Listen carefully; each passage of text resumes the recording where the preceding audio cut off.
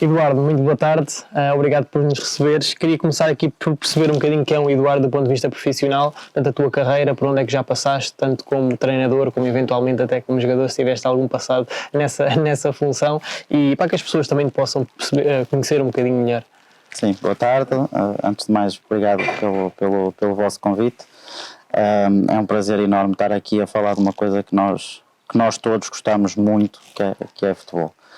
Olha, o Eduardo é alguém extremamente profissional, extremamente ambicioso, que sabe muito bem o que é que quer e para onde quer ir, que começou muito cedo, comecei muito cedo a minha carreira, tive uma carreira como jogador muito pouco relevante, porque cedo percebi que também não ia ter as competências e a capacidade suficiente para fazer daquilo vida, que era o meu sonho.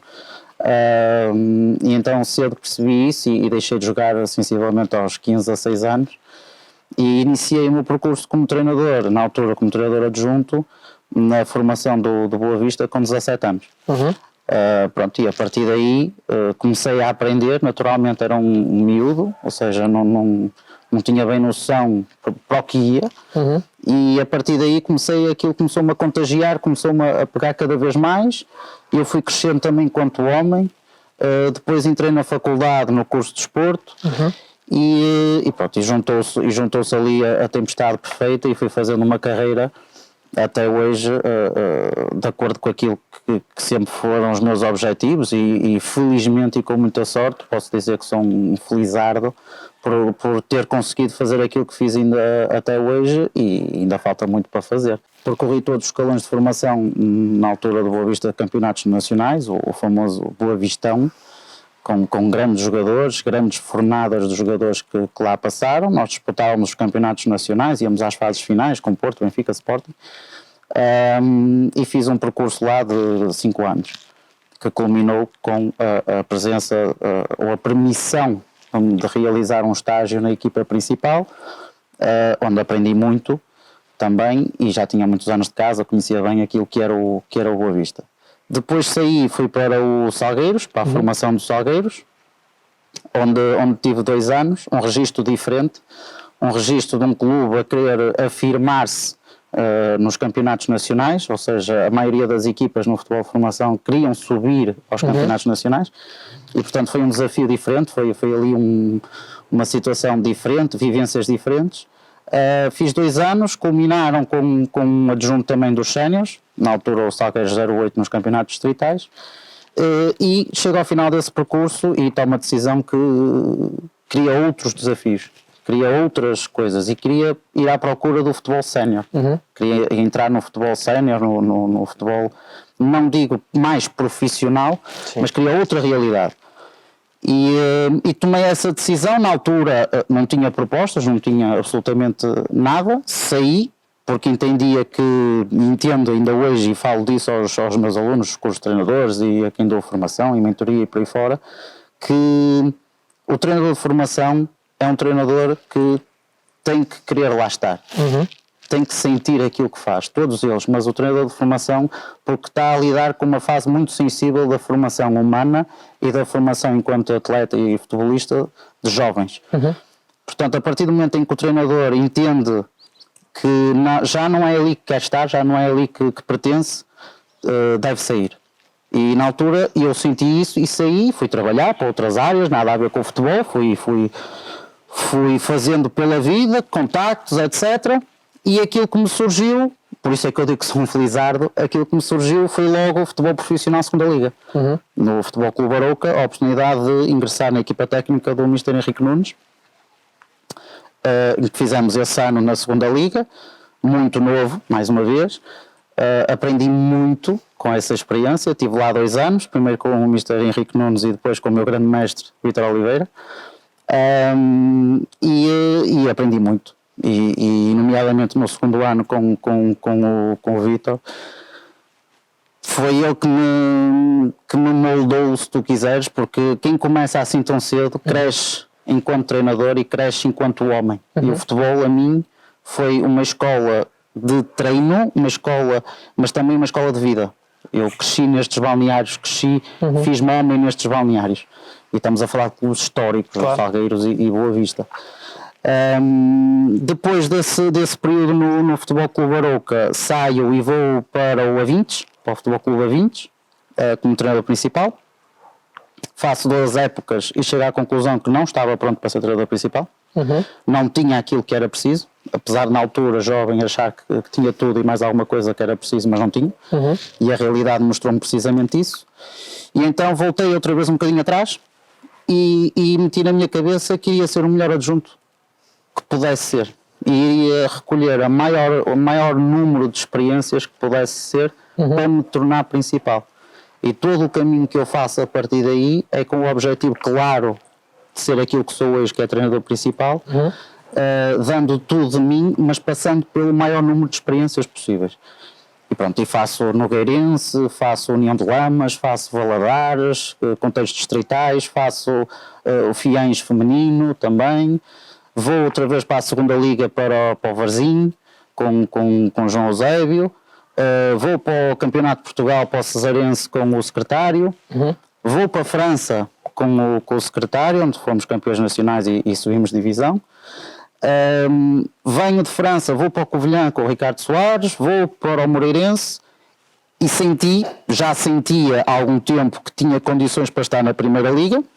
Isto porquê? Não por me achar mais do que mas por sentir já que estava a chegar a hora de me tornar treinador principal. Eu já não me estava a sentir muito confortável, mas eu queria dar esse passo fazendo a estrada, fazendo o caminho, porque entendia que isso me daria as ferramentas necessárias.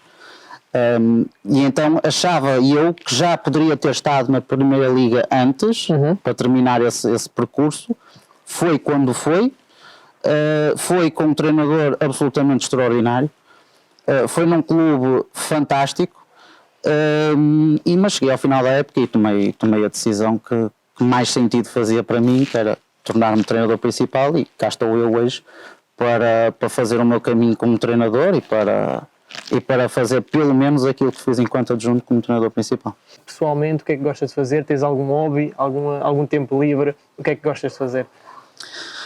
Sim, primeiro a família. É um pilar fundamental e é algo que eu valorizo muito e que nós na nossa vida muitas das vezes acabamos por deixar um pouco para segundo plano e é um erro. É um erro tremendo e eu acho que é fundamental. Aliás, a minha relação familiar, a minha família é um pilar fundamental naquilo que são os meus objetivos enquanto profissional. Por isso é que eu costumo dizer que eu não estou disposto a tudo, não vale tudo. E eu quero ir para o topo, mas é o meu topo. E o topo que faz sentido para mim é o topo onde eu consigo agregar tudo aquilo que me faz ser equilibrado e, por consequência, tudo o que me faz ser treinador por inteiro. Senão eu vou perder peças, eu não quero perder peças. De resto, tempos livres, gosto de ler, gosto de estar com amigos, naturalmente a conversa vai sempre cair no futebol, mas gosto de estar com amigos, infelizmente hoje em dia não é assim tão possível. Gosto de fazer desporto, de fazer atividade física, gostaria de poder fazer mais um desporto em específico que deixei na altura em que passei para treinador, que é o surf. Tenho uma paixão muito grande pelo mar, pela praia, pela natureza em si. Mas uma pessoa muito, muito relaxada, que gosta acima de tudo, gosta de conversar, gosta de estar com os seus e sentir-se calmo. Eu costumo dizer que eu gosto de trabalhar na confusão e dormir na calma. E eu preciso destes dois equilíbrios, acima de tudo. Alguma verdade absoluta? Lá está, vais fazendo o teu percurso e há coisas que no início parecem super, super diretas e muito fáceis de compreender, mas depois ao longo do tempo a experiência, ou algumas vão caindo, outras vão ficando e fortalecendo. Eu queria perceber alguma desta verdade absoluta que tu já deixaste cair e quais é que são aquelas que continuas a manter ao dia de hoje nesta função específica de treinador? Eu começando tão cedo, eu passei por várias por vários contextos e por várias metodologias ou várias interpretações daquilo que seria a melhor forma de treinar. E como tinha as funções que tinha na altura, eu tinha que me adaptar. Eu tinha que tentar perceber ao máximo e tentar executar dentro daquilo que era a norma. Eu quando comecei, para te dar um exemplo, quando comecei, aquilo que nós fazíamos, em termos da dimensão física do jogar e daquilo que era a preparação mais física para o nosso jogo, fazia muitas corridas, muitas escadas, muito treino analítico. Lembro-me que nós na altura íamos a correr da pasteleira, que era onde o Boa Vista treinava, na formação íamos a correr para o Parque da Cidade, fazíamos circuitos analíticos lá, de subir bancos e descer bancos e rampas e não sei o quê, e depois vinhamos a correr novamente. Ou seja, esta era o que imperava. Depois o futebol foi-se alterando, foi-se mudando e nós próprios temos que nos ir moldando e temos que nos... Aliás, é uma das tarefas fundamentais do treinador, é isso, é estar constantemente atento àquilo que são as tendências evolutivas do jogar e do treino e estarmos constantemente a atualizar e constantemente a adaptar os nossos comportamentos. Por isso é que nós falamos que a nossa ideia de jogo existe, mas ao mesmo tempo não existe, porque todos os dias nós podemos acrescentar qualquer coisa, todos os dias nós podemos fazer mais qualquer coisa.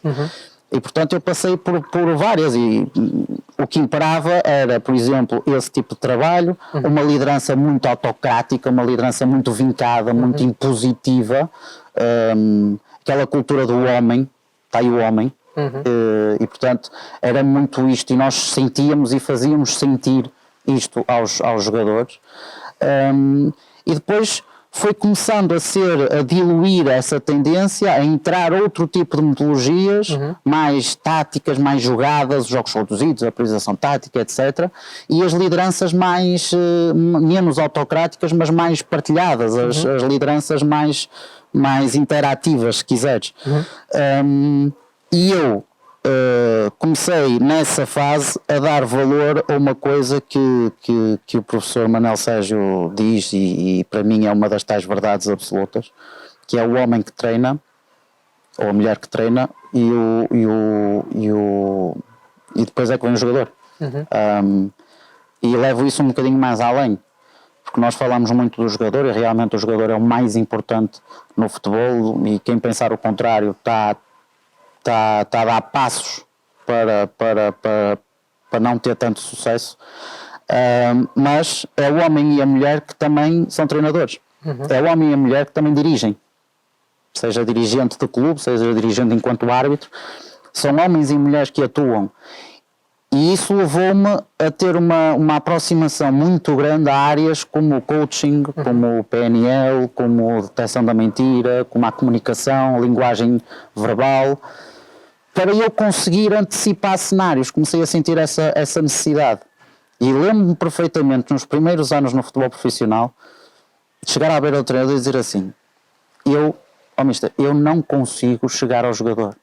Eu não consigo perceber. Para mim, ele tem 30 camadas antes de ser o homem que realmente é. E eu fui tentar, de outra forma, entender o homem. O facto de ter, por exemplo, trabalhado noutras áreas, nos restaurantes, nos cafés, em discotecas, etc., em que tu lidas com pessoas, e eu pensava muitas das vezes: o que é que eu estou aqui a fazer? Eu quero é futebol. Isto não é futebol, o que é que eu estou aqui a fazer? Eu preciso trabalhar, preciso disto, mas isto não tem nada a ver com o meu objetivo. E comecei a relacionar conceitos. E essa verdade absoluta do homem, ou da mulher primeiro, foi fundamental para mim. E durante esse trabalho todo, eu adaptava tudo ao futebol, condicionava tudo para o futebol. Eu estou a atender pessoas, então vou-me relacionar com pessoas. Que é para depois me poder relacionar com a pessoa que joga, com a pessoa que dirige. E isso é uma das verdades absolutas que eu mantenho até hoje. Faz sentido. Em termos de criação da tua própria equipa técnica, e vais ter que o fazer em breve, esperemos que sim, mais tarde ou mais cedo, eu queria perceber, da experiência que tiveste até hoje, que tipo de funções é que não abdicas enquanto treinador principal, quem é que queres ao teu lado e que áreas de intervenção é que consideras mais importantes ou determinantes para que as coisas corram bem e consigamos levar a equipa para todos no mesmo caminho. Sim. Eu, naturalmente, que defendo que as equipas técnicas devem ser fortíssimas. As pessoas têm que ser extremamente competentes, extremamente capazes, e depois têm que ser da minha confiança, obviamente. Depois, eu sei exatamente as posições que quero numa equipa técnica. Não tem necessariamente que ser uma pessoa por cada uma dessas posições. Sim. Se puder ser melhor, mas não tem que ser necessariamente. Isto porquê? Porque nós temos que olhar, nós não nos podemos fechar uma bolha e pensar só no que nós queremos, no que nós achamos, no que são as nossas ideias. As nossas ideias, aquilo que nós somos, é sempre colocado em contexto. Eu aqui contigo sou uma coisa, quando chegar a casa ou com a minha família vou ser outra. Portanto, há coisas que se mantêm, a essência mantém-se, mas o contexto vai ditar muito daquilo que tu vais à procura e que tu vais ser. E portanto, se eu puder encontrar numa pessoa condições para me fazer duas funções, ótimo, estou a rentabilizar recursos. E nós depois sabemos o contexto, hoje em dia, daquilo que é o contexto financeiro, acima de tudo, das equipas de futebol, e obviamente que um treinador não é indiferente a uma situação dessas e tem que perceber que eu não posso abdicar de um projeto só porque quero 6 elementos na minha equipa técnica e o clube em si não tem condições para ter esses 6. Então aquilo que é o meu trabalho enquanto treinador é procurar pessoas leais, de confiança e com capacidade, com competência, para ter o número mínimo de funções que eu acho que são necessárias para o sucesso, sendo que eu sou daqueles treinadores que estou lá para trabalhar. Portanto, eu diria-te que para mim é fundamental um treinador adjunto ex-jogador de futebol, para ir buscar um bocadinho aquela pouca experiência que eu fui, e eu ao longo dos anos lidei com vários ex-jogadores de futebol dentro de equipas técnicas e reconheço a grande importância que eles têm. Uma pessoa única e exclusivamente responsável pelas questões físicas do rendimento. Se essa pessoa tiver condições para trabalhar também na análise e na observação, ótimo. Se não, terá que ser uma pessoa específica para análise e observação, e depois um treinador de guarda-redes, que eu costumo dizer que é o segundo treinador para além do treinador principal. E que tipo de conclusão é que retiras daquela experiência que foste tendo em termos de liderança? Falaste há bocadinho dessa questão autocrática, dessa liderança mais partilhada. Como é que tu te vês a ser enquanto líder e como é que queres que os teus adjuntos também sejam para os jogadores? E depois, dentro desta pergunta, que responsabilidade é que lhes dás? És uma pessoa que dá margem ou que retira? O treinador tem que estar constantemente a treinar. Se não estiver a treinar em contexto, está sem contexto, mas tem que estar a treinar. E tem que estar a trabalhar para. E eu penso que isso é o passo fundamental para o treinador ser mais capaz e estar mais preparado para os contextos que vai encontrar. Portanto, eu diria que a minha liderança é uma liderança não é uma liderança autocrática de todo. Terá que ser, se eventualmente for necessário, mas aquilo que é a minha experiência e aquilo que a minha experiência me diz é que tu, a partir em determinados patamares, tu não deves ter uma liderança autocrática, porque isso cria-te desgaste. E tudo que seja situações de desgaste, para além daquela que é a mais clássica, que é o resultado, se tu tens um tipo de liderança que ainda acentua mais essas situações, tu vais acabar por perder o grupo mais tarde ou mais cedo. Portanto, a minha liderança é uma liderança muito, muito tranquila, muito à base da confiança, da responsabilização e de transmissão de valores que para mim são fundamentais. Porque, Gonçalo, se tu ganhas o homem que joga, o jogador vai-te chegar mais tarde ou mais cedo.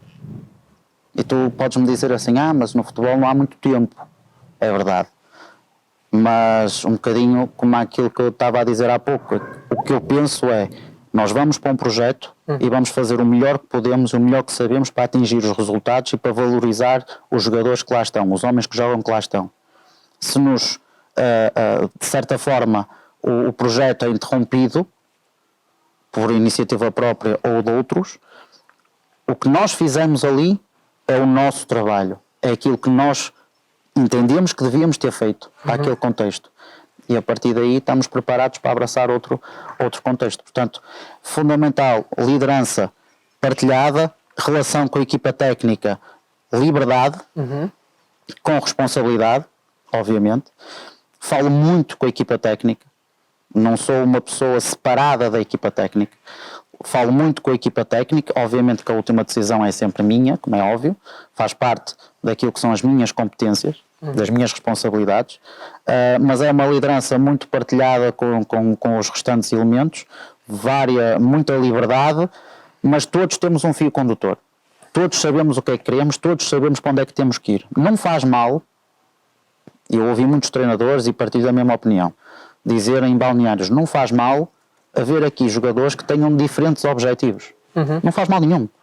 Desde que tenhamos todos um comum. Agora, tu podes ter outros objetivos.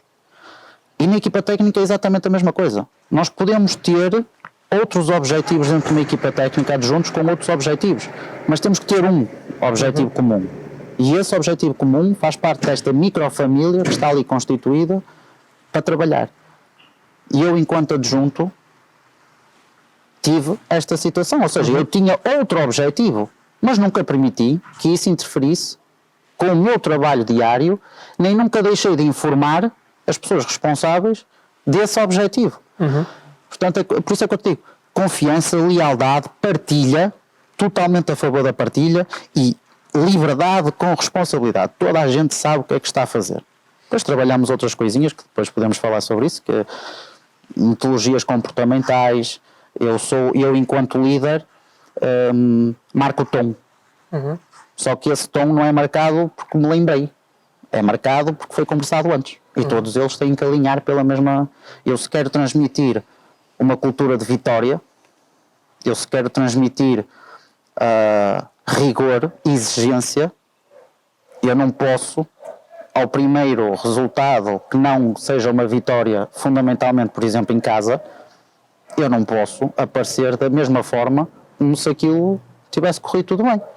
Não, eles têm que perceber, sem me criar desgaste a mim enquanto treinador, porque se eu vou para lá chutar baldes e por aí fora, já estou a criar desgaste, eles têm que perceber, sem criar desgaste para mim, que alguma coisa não está bem e aquele não é o caminho. E isso faz por essa comunicação, fundamentalmente não verbal, que as pessoas sentem, as pessoas interpretam e percebem. E a equipa técnica tem que estar em consonância com isso também. Como é que aproveitas o tempo? Neste momento estás numa fase de transição. Queria perceber, este tempo é aproveitado tu contigo, num estudo e num planeamento e numa preparação de um próximo projeto, ou gostas de preparar também com as pessoas que acreditas que vão estar ligadas a ti num próximo projeto? Que foco é que tens neste período de transição?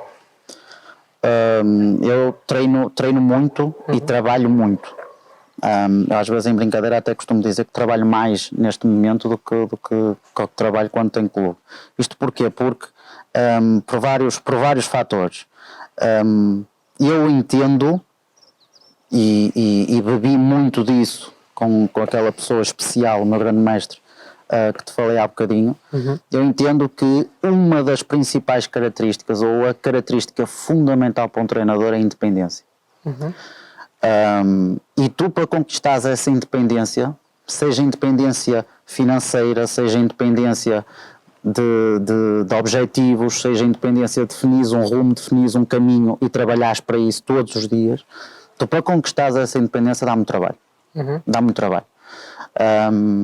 E é isso que eu faço nos momentos em que não estou com o clube, é trabalhar muito. Por isso é que eu, para além de treinador, também sou formador, quer de cursos de treinadores, quer de formações, sou mentor também de treinadores, porque quero trabalhar e gosto de trabalhar, gosto de acompanhar os treinadores e defendo que o treino do treinador é fundamental. E eu próprio faço esse treino comigo. Eu falo muitas vezes sozinho, por exemplo. Eu, se vou com o carro de um lado para o outro, eu vou a falar sozinho. E o que é que eu vou a falar?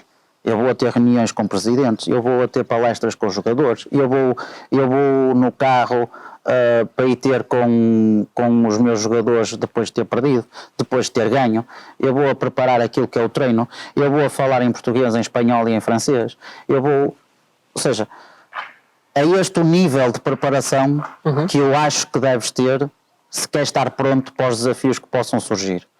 E integrar a tua equipa técnica para vocês limarem e para nós termos uma ideia muito mais clara daquilo que são os nossos objetivos, daquilo que são as nossas dificuldades e o que é que nós podemos melhorar para nos tornarmos mais e mais fortes, melhores e mais fortes.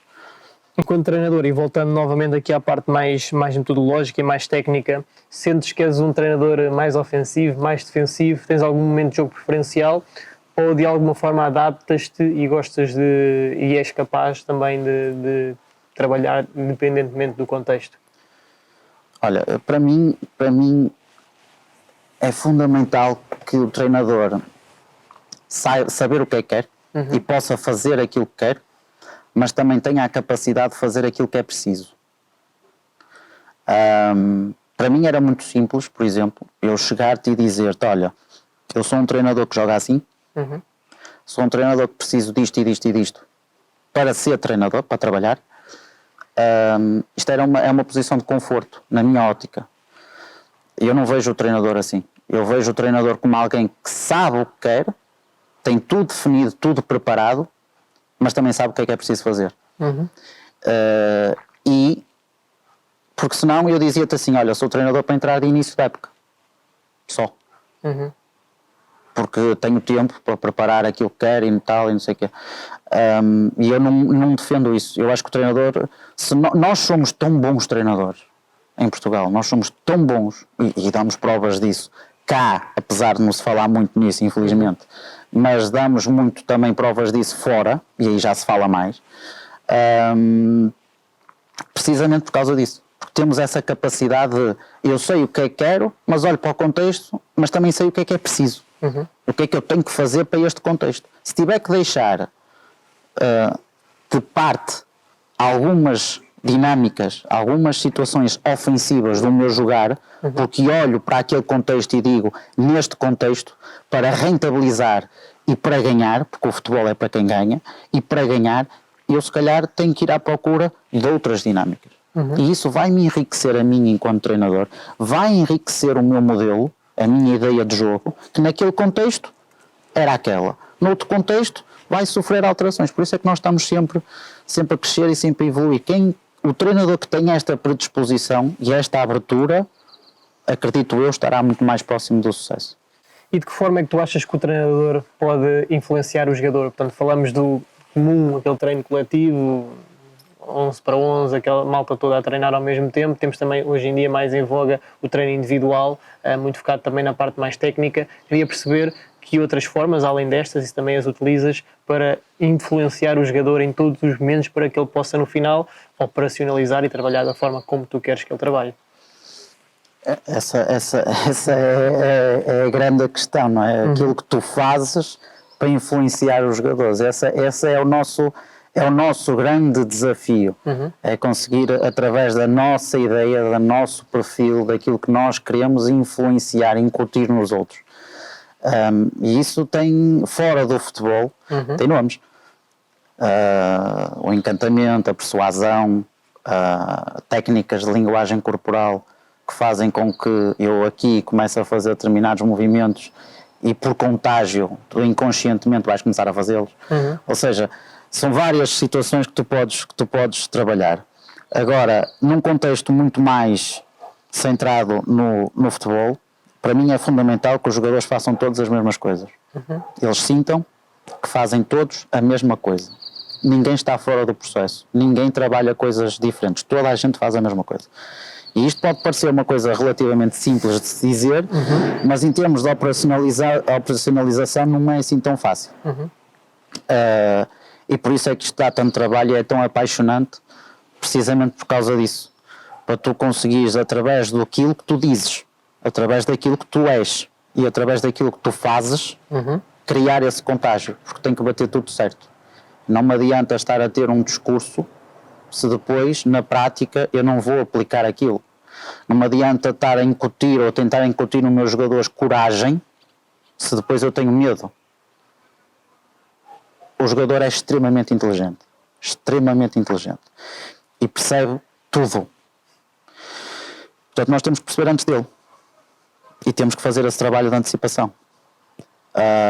Nós temos que saber o que é que vamos dizer, como vamos dizer, quando vamos dizer, a quem é que vamos dizer e porquê é que vamos dizer. E de que forma é que vamos dizer. E isto sim, já te mostra o grau de preparação que é necessário ter. Cada exercício que é feito com vários objetivos. Um deles, a comunicação que tu tens no treino, por exemplo. Tu não podes ter padronizado, digamos assim, o teu feedback para determinado exercício e depois ires alterando isto em função da equipa que está a defender ou da equipa que está a atacar ou do jogador A, do jogador B. Todos eles, coletivamente, têm que ouvir a mesma coisa. Sabendo tu, de antemão, que se calhar o fulano A ou o fulano B reage de forma diferente a um estímulo diferente. Mas isso tu depois vais fazer pessoalmente. Tal trabalho individual. Tu isso depois vais fazer de outra forma.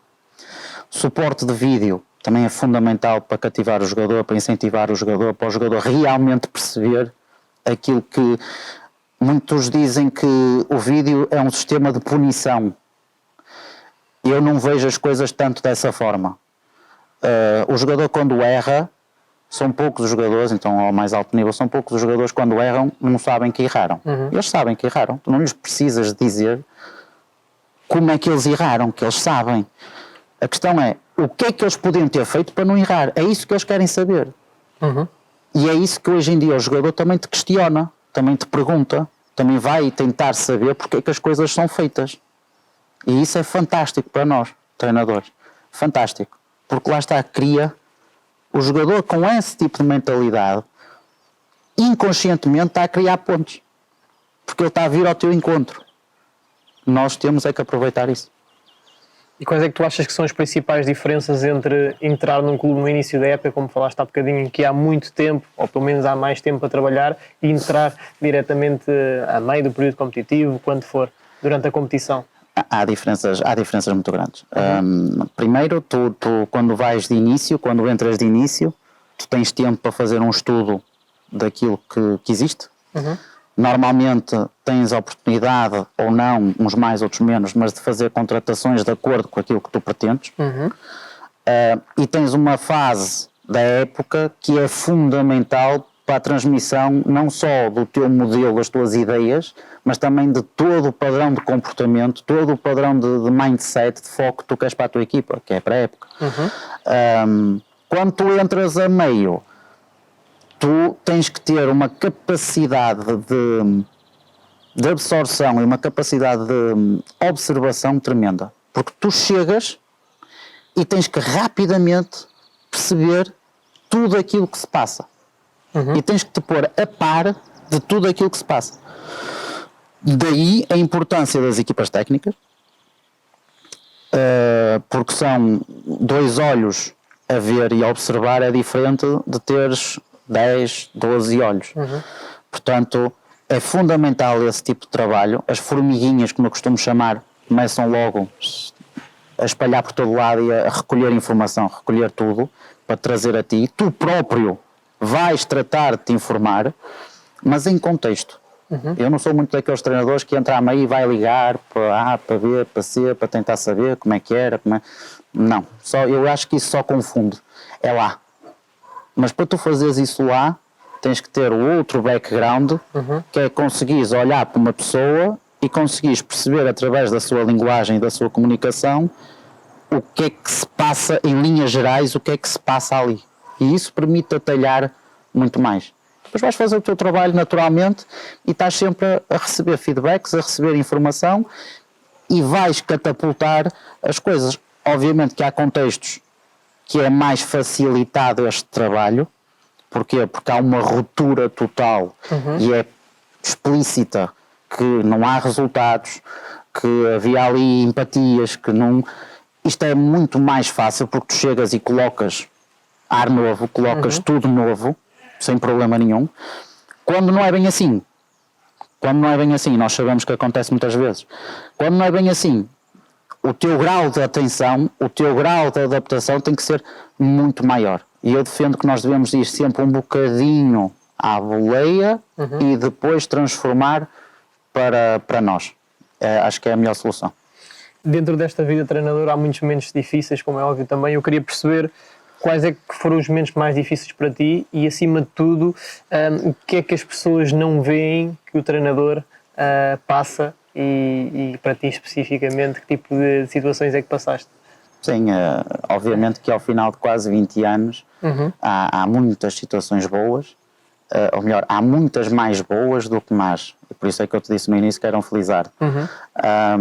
Mas também há momentos difíceis. Um momento da derrota é um momento que não é fácil. Para qualquer treinador, não é fácil. O momento de tu perseguires um objetivo e não conseguires, o ouvires um não, se bem que eu tenho um perfil de, eu dizia isto muitas vezes no início, eu chateava toda a gente. Eu pegava no telefone e chateava toda a gente e tentava.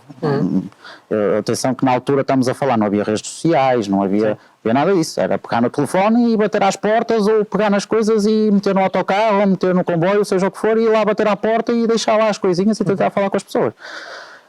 Eu fazia muito isso. E havia obviamente muita gente que, e ainda hoje é assim, se tu reparares, há muita gente que tem uma dificuldade tremenda em dizer não. E eu naturalmente apanhei muita gente assim, porque quando tu pedes estás sujeito, e enquanto eles não me dissessem o não, eu não largava. E houve alguns que eu dizia, é preferível que me diga agora não. Eles diziam, eu vou ver, eu vou pensar e tal, e eles diziam-me isso, e eu dizia, mas vai mesmo? É que se não, diga-me já que não, porque eu não vou largá-lo. Eu com empresários, com treinadores, com malta conhecida e não sei o quê, para onde é que é o escritório? E agora vou para lá, vou bater à porta. E vou para lá de manhã. E ninguém abre. E agora vou voltar à tarde. E ninguém abre. E amanhã estou cá outra vez. E tentar mandar mensagem, tentar telefonar. Passei muitas coisas destas. E por isso é que eu digo aos treinadores mais novos e à malta que está a começar, batam às portas, lutem por aquilo que vocês querem, o não é sempre garantido, e se não conseguirem, deitem as portas abaixo. Mas trabalhem para lá chegar, façam aquilo que vocês podem, para lá chegar com respeito, com humildade, mas com convicção de vocês querem, vão à luta. Um dos maiores medos das pessoas, e é um dos meus também, e partilho isto aqui com vocês sem problema nenhum, é o medo da morte. E eu então digo assim, se nós treinadores dizemos aos nossos jogadores que isto só acaba quando o árbitro apita, então nós, no nosso plano de vida, naquilo que nós queremos para a nossa carreira, para a nossa vida, isto só termina quando nos apagam a luz. Não vamos ser nós a dizer, isso depois faz, isso pronto. E essa coisa que a pandemia veio mostrar é que a luz pode apagar de repente e nós nem damos por ela. Em termos de contributos, tu também tiveste aqui alguma ligação académica, estás muito ligado àquilo que é o ensino, tanto formação, mentoria, como já falaste. Eu queria perceber qual é que tu achas, balanceando aqui um bocadinho, pondo dos dois lados da balança, entre o contributo formal, esse contributo mais académico eventualmente, e o contributo mais empírico, aquilo que nós vivemos no campo, o tal cheiro de balneário. Qual é que tu achas, balanceando, que tem maior impacto naquilo que é a formação do treinador? Eu hoje em dia dou muita formação, falo com muitos treinadores, faço mentoria a muitos treinadores, etc. Mas para mim, das vivências todas académicas que eu tive, o mais importante sempre foi a parte prática. Sempre foi a prática. E eu, lá está, é como eu te digo, eu fui sempre conciliando as duas, mas se tivesse que dar algum peso extra, se me tivesse que dedicar ou deixar, que eu faltei a muitas aulas para os treinos, faltei a muitas aulas para ir ver jogos, faltei a muitas coisas, porque sempre que eu percebia que tinha que deixar ali alguma coisa, então vamos para a prática. Porque é a prática que te dá tudo, é lançarem-te para a fogueira, é tu teres que encontrar soluções quando nem sequer sabes que as tens e tens que ir. A teoria é forte e é bom para suportar o conhecimento, ok? A teoria é forte e é bom para quando tu tens que transmitir este conhecimento. Agora, é uma base, é um ponto de partida. A prática é tudo, é fundamental. E eu nas minhas formações e nas mentorias, e quem está comigo sabe disso, eu sou extremamente prático. Eu, por exemplo, eu costumo dizer, eu nas minhas formações não há artigos. Eu não coloco lá artigos, não ponho lá nada disso, porque quem quiser artigos hoje em dia vai à net e tira os artigos e é fácil, não preciso ser eu a fazer isso. Mas aquilo que vai é as minhas vivências, aquilo que vai é a minha experiência, aquilo que vai é, naturalmente, alguns exemplos com a autorização dos treinadores com quem trabalhei, como é óbvio, alguns exemplos daquilo que foram as vivências práticas. Eu estou a falar sobre um exercício, estamos a operacionalizar um modelo de jogo, estamos a criar um microciclo e uma unidade de treino para trabalhar determinado dia da semana de acordo com o nosso microciclo. Vai a teoria toda do que é necessário e o que não é necessário. Pelo meio vão coisas que não estão na teoria, mas que nós sabemos na prática que são fundamentais. E depois vai um exemplo prático. Não vai uma citação, vai um exemplo prático daquilo que é feito. Isso para mim é fundamental, a prática é fundamental. E que estratégias é que tu tens usado ultimamente? Estás nesta fase de transição para entrar em breve. Como é que achas que o treinador se deve posicionar hoje em dia para conseguir eventualmente, mais tarde ou mais cedo, uma vez mais, ter a oportunidade e poder entrar neste mercado competitivo que é? Olha, tu como treinador tens que te saber posicionar neste meio. E tens que escolher. Tens que fazer escolhas. Para mim não faz sentido, da mesma forma que nós sabemos que não faz sentido eu criar um modelo de jogo que não tenha nada a ver comigo. Ok? Tem que ter a ver comigo, senão não vou criar o tal efeito de contágio. Eu também tenho que escolher uma forma de ser, uma forma de estar neste meio. E é aquela que eu escolho e é com aquela que eu me sinto confortável, defendendo determinados valores e estando de uma determinada forma. Um bocadinho como eu te dizia há bocadinho, não vale tudo. Eu sei exatamente o que é que quero, mas também sei exatamente o que não quero e o que não estou disposto a fazer. Se há outras variantes desta forma de estar, eu respeito, mas não concordo com elas. Se tu consegues ter todas as oportunidades que se calhar gostarias de ter, digo-te já que não. Claro.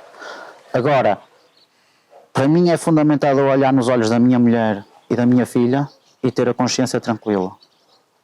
Para mim é fundamental eu dormir à noite de consciência tranquila.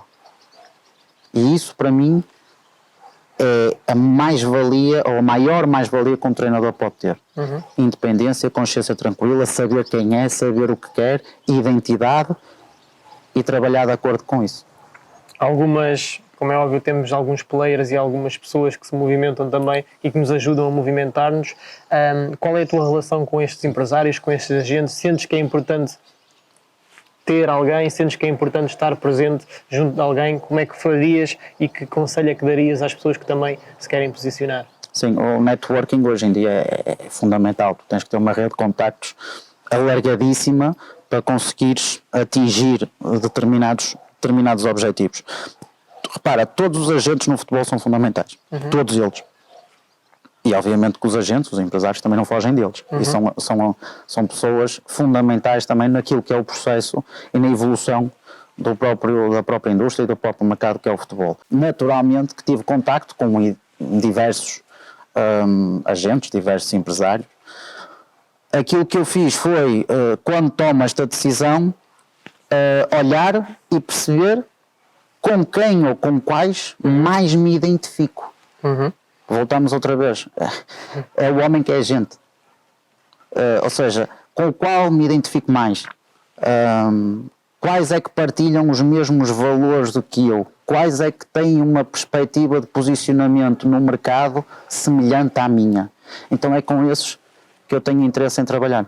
É com esses que eu vou falando regularmente e que naturalmente fazem o trabalho que muito bem eles fazem. para que possa haver as oportunidades de fazer aquilo que mais amo e aquilo que mais gosto no futuro mais próximo. Sendo a Foot Magazine uma plataforma que claramente que mete e que coloca os treinadores em contacto com esse contexto direto, profissional, eu queria te perguntar qual é a influência que tu achas que nós podemos ter na formação e, acima de tudo, também nesse apoio aos treinadores. É fundamental e é muito bom que exista. É muito bom que exista. Nós hoje em dia está relativamente espalhado, digamos assim, o conhecimento, as plataformas e os locais onde tu podes aceder a isto e aquilo, mas o que nós não vemos é um critério, o que nós não vemos é consistência, o que nós não vemos tanto é algo sólido e credível. E aquilo que nós podemos observar na Foot Magazine é precisamente isto. É algo que é feito com critério, é algo que é feito com seriedade e é algo que realmente pode trazer ao treinador, ou aportar ao treinador competências e experiências, como falámos há bocadinho, na prática, no terreno, mostrar-lhes e abrir-lhes essas portas.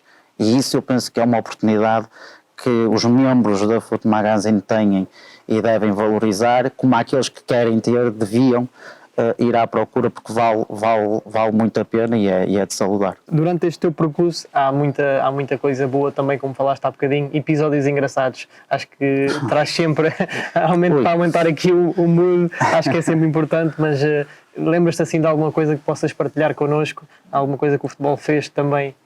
Olha, tenho algumas que não posso contar, como é lógico. Claro, óbvio. Mas tenho várias, como é lógico, ao longo dos anos que fui passando no futebol de formação, tive uma situação, posso contar duas aí, que foi a primeira vez que falei para um órgão de comunicação social, por exemplo. Foi após um jogo da fase final com o Boa Vista contra o Benfica, que perdemos 5-0. E eu, quando venho para o balneário, ainda estava a perceber como é que uma pessoa está, como é que um treinador está, quando perde 5-0 aqui. Não sabia, era tudo muito novo para mim. Olhava para os jogadores, olhava para os passagistas, e o treinador vem à minha beira e diz assim: olha, vai falar com eles. E eu: com quem? E ele: vai falar com os jornalistas. E eu: ok, lá vou eu, sim senhora, vamos lá.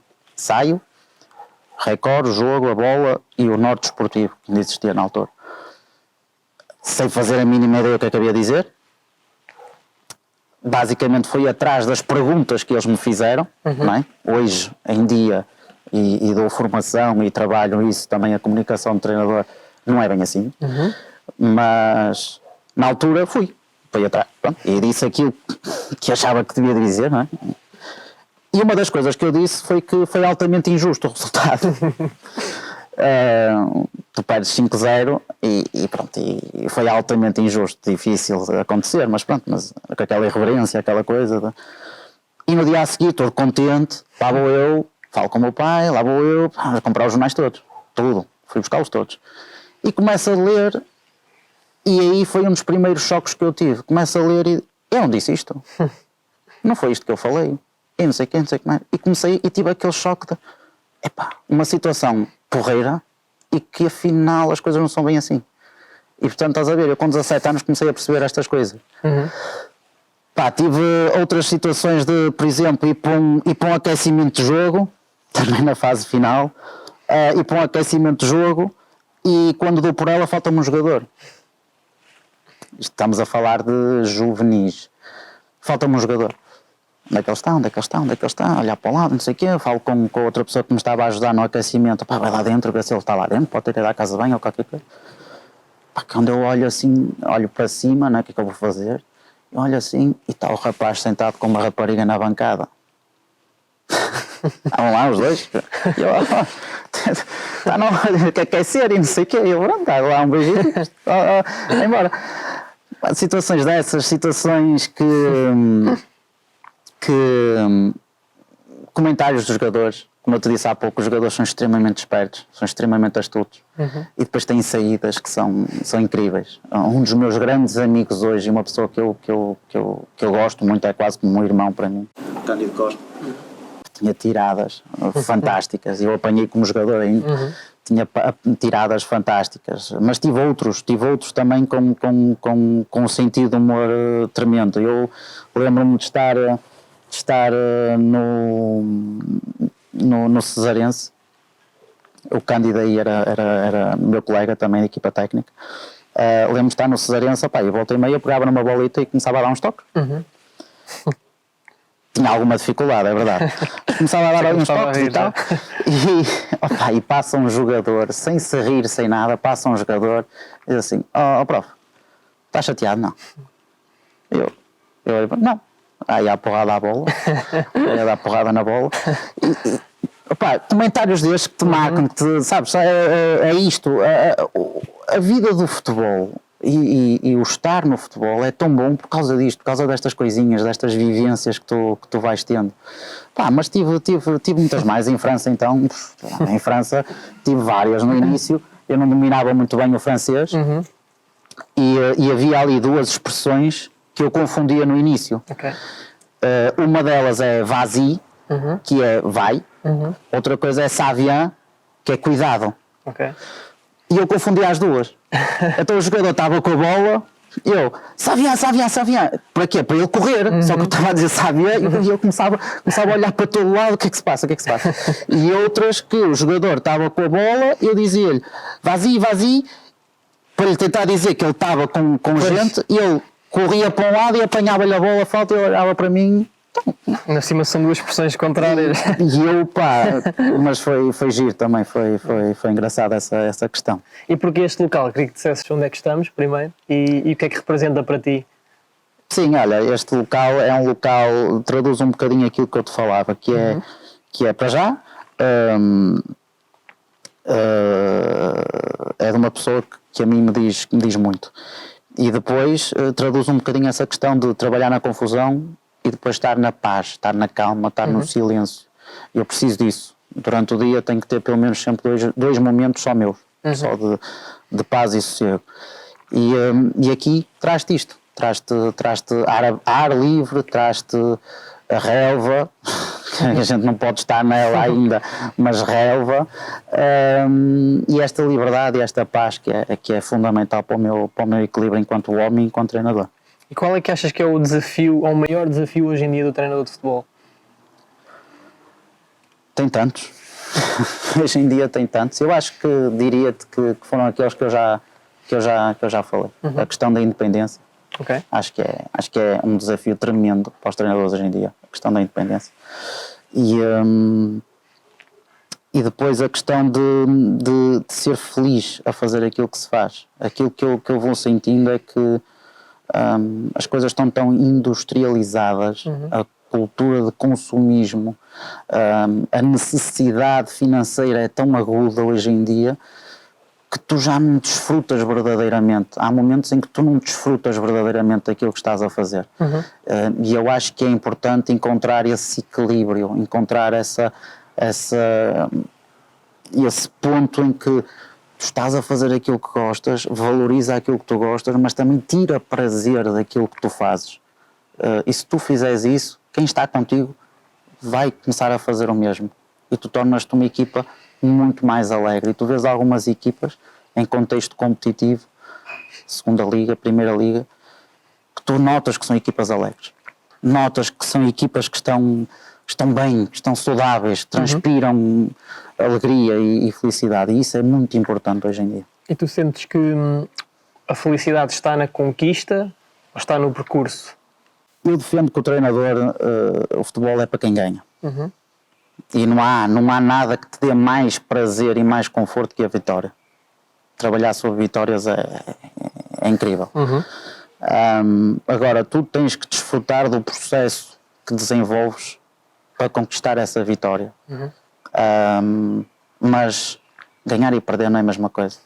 E nós não podemos ter uma postura de a cara de quem ganha não é a mesma da cara de quem perde e depois dizer que o que conta é o processo. O treinador é avaliado pelos seus resultados. Sempre foi assim, é assim e será sempre assim. Tens prazer naquilo que fazes, consegues te adaptar às circunstâncias, consegues rentabilizar ao máximo, então tu vais ter prazer no teu processo. entendes? Agora, eu não sou a favor de tu te divertires no processo e depois perdes. Isso para mim no futebol não existe. Onde é que te vês daqui a 5 anos? A ser treinador principal e feliz e realizado. Algum objetivo, alguma meta que tenhas para ti próprio e que possas partilhar? Eu quero treinar onde me queiram e onde eu me sinta feliz, onde eu me sinta bem. E é como eu te disse, eu quero ir para o topo e vou para o topo.